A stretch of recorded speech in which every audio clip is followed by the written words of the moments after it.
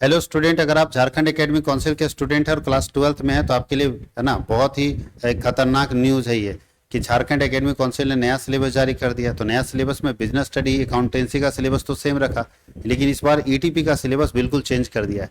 तो आपके लिए बड़ा खतरनाक है अगर आप प्रिपरेशन कर चुके हैं। हम लोगों ने अपने स्टूडेंट को पढ़ा दिया था ईटीपी, और ईटीपी का सिलेबस पूरा का पूरा चेंज कर दिया गया है। और ये सिलेबस सीबीएसई से उठा के डाल दिया गया। जो सीबीएसई का ईटीपी में सिलेबस है उसको उठा के यहाँ डाल दिया गया है। तो सिलेबस आपका ईटीपी का बिल्कुल चेंज हो गया है। आपको पढ़ना पड़ेगा नए सिलेबस के हिसाब से। अगर झारखंड एकेडमिक काउंसिल इसको रिवाइज नहीं करता है तो समझिए नया सिलेबस जारी किया गया है ईटीपी के लिए, जो आपको पढ़ना होगा। और बहुत सारे बच्चे झारखंड में ईटीपी का सिलेबस लेते, ईटीपी सब्जेक्ट लेते हैं और ईटीपी में उनको नए सिलेबस के हिसाब से ही पढ़ना होगा। तो चलिए देखते हैं नया सिलेबस में क्या क्या पढ़ने को दिया है, इसमें कौन सा टॉपिक हम लोगों को पहले से पढ़ना था जो हम अपने स्टूडेंट को पढ़ा दिए। हमने अपने सारे स्टूडेंट को पूरा पढ़ा दिया था, पूरा ईटीपी कंप्लीट कर दिया, लेकिन बहुत सारा चीज़ नया डाल दिया गया। तो जो नया डाला गया उसको फिर से हम लोग पढ़ाएंगे ताकि स्टूडेंट का कोई भी क्वेश्चन छूटे नहीं। यहाँ देखिए ऊपर में नोट करके लिख भी दिया है, यहाँ देखिए नोट करके लिखा है। क्या लिखा है ठीक से पढ़िए। बोलता है according to latest syllabus published by CBSE and adopted by JCERT. बोलता है सीबीएसई ने जो नया सिलेबस जारी किया उसी को एडॉप्ट करता है जेसीईआरटी, यानी जेसीईआरटी वही सिलेबस लागू करेगा जो सीबीएसई नया सिलेबस जारी किया गया ईटीपी के लिए। इसका मतलब है चेंज हो गया है।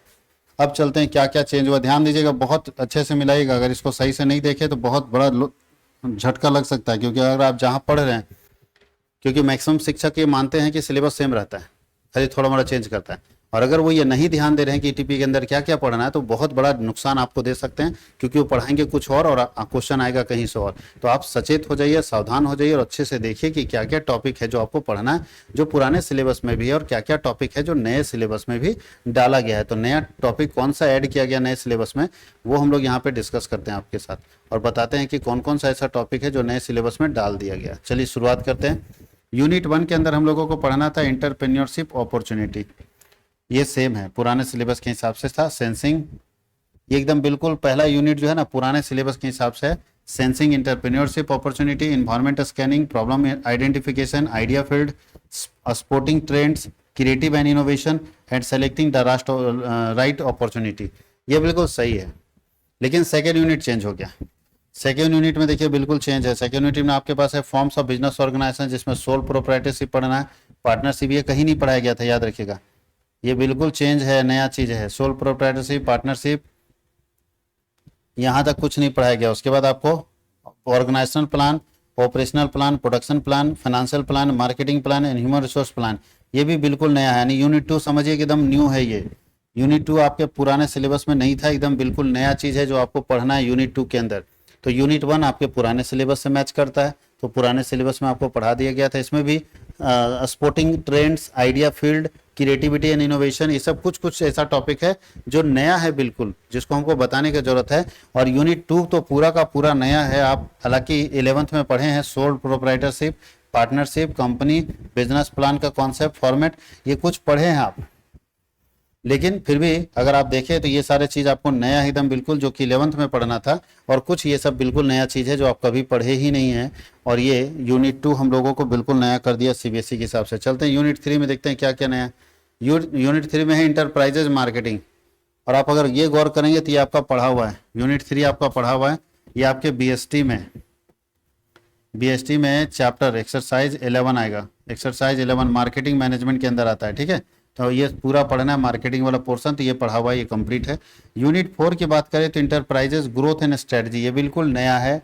फ्रेंचाइजिंग, फ्रेंचाइजी का advantage, mergers, reasons for mergers and acquisition, ये बिल्कुल आपके लिए नया होगा। हालांकि ये चीज़ आपको पढ़ना है, ये अगर पढ़े होंगे फ्रेंचाइजी के बारे में, मर्जर के बारे में, लेकिन उतना ज़्यादा डिटेल नहीं पढ़ना था। इसमें क्या किया, पूरा डिटेल में दे दिया है। तो ये भी आपके लिए बिल्कुल यूनिट 1 थोड़ा पढ़ा हुआ है, पिछले सिलेबस से मैच करता हुआ है, लेकिन थोड़ा चीज़ अलग है। अगर आप देखें हैं तो पिछले सिलेबस से सारा मैच नहीं कर रहा है, कुछ अलग है।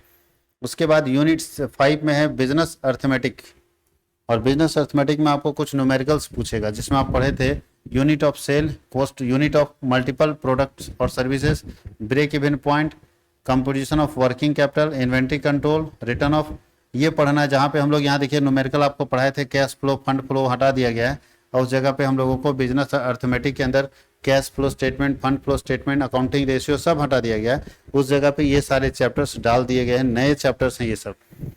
उसके बाद रिसोर्स मोबिलाइजेशन, रिसोर्स मोबिलाइजेशन में बिल्कुल नया चीज़ है, capital market, primary market, angels investor, venture capital, ये बिल्कुल नया है। इसमें वेंचर कैपिटल आप पढ़े हुए, बाकी सब एकदम नया है, लेटेस्ट है। तो यह आपको सिलेबस को अच्छे से समझना पड़ेगा, नहीं तो आप, और उसके बाद इधर प्रैक्टिकल है, प्रोजेक्ट वर्क है, यानी इतने सारे काम आपको करने हैं, ध्यान ये रखना है। प्रेस्क्राइब्ड बुक, कौन से बुक से आपको मैच करेगा, तो देख लो यहाँ बुक आपको मिलेगा एंटरप्रेन्योरशिप का, क्लास 12 सीबीएसई दिल्ली का।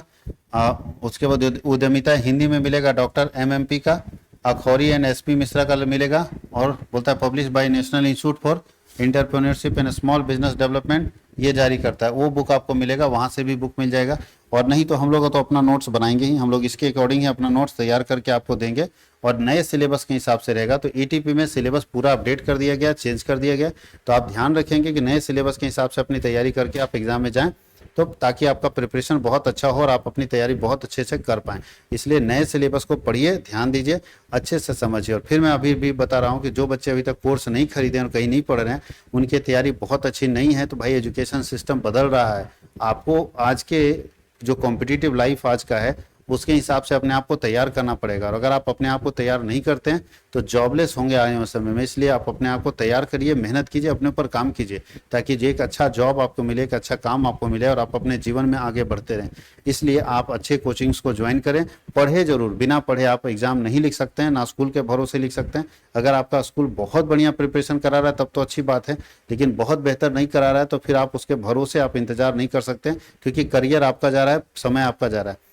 और जब करियर समय आपका जा रहा है तो आपको सचेत होने की जरूरत है, सोचने की जरूरत है, समझने की जरूरत है कि आप एक अच्छे कोचिंग में जुड़ के एक अच्छा एकेडमिक ले सकते हो और अपना रिजल्ट बेहतर कर सकते हैं। Thank you.